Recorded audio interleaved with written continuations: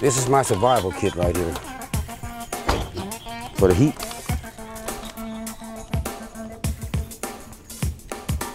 It gets really hot out here.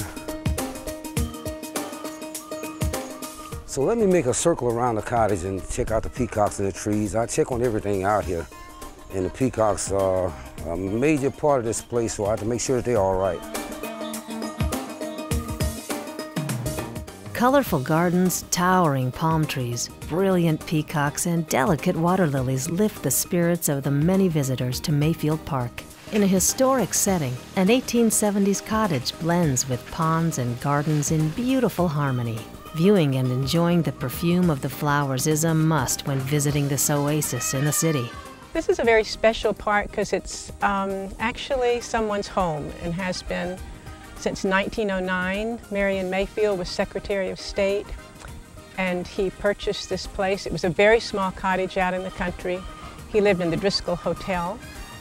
His daughter Mary grew up, married Dr. Gooch, a teacher of medieval history at UT, and they made this their permanent home. As a young couple, Mary and Milton moved into the cottage in 1922 and added porches to 3 sides of the house, reflecting the bungalow style of the early 20th century. During the day, Mrs. Mayfield would take the gardener, Mr. Arredondo, out to Mount Bunnell, other places around the city, or countryside then, and they would dig up plants and bring them back here and plant them. They went to Mexico and brought back large Mexican pots, which she loved. She brought plants in from everywhere, and when Dr. Gooch came home from work from the university, he and Mr. Arredondo would build the rock walls that you see all around, the ponds. He raised moorhead pigeons, which were the pretty white fantail pigeons, and he built the pigeon cote.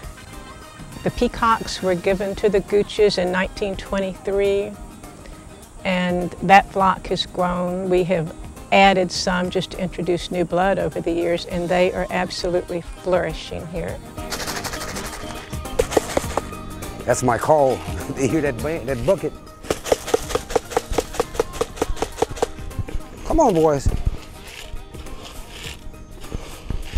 Come on, guys. Chow, chow, chow. Robert is the man that works with the city, and he is here on many days, and he counts the peacocks, feeds the peacocks, greets the people, and has a real love for this place. 1, 2, 3, 4. I try to keep a count on the birds, but it's kind of hard to keep up with them when I get here because sometimes they're already down out of the tree.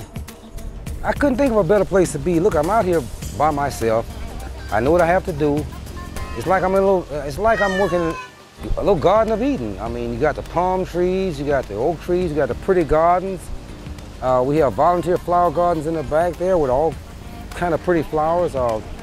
The ponds with the lilies and the lotus flowers are really, really nice. It's pretty nice. I like it. It can be a little handful at times, but it's all in a day's work. Visitors to the park all have a story. If you're here for any length of time, a young girl one time started talking to me, and this had kind of been her safe place. She had a very troubled upbringing, and she came back and she said, "This was the peaceful place I came," she said. People get married here. You can see the ones that are coming back on their anniversary. They were married. Now this is nice and peaceful. This is really, really nice and peaceful.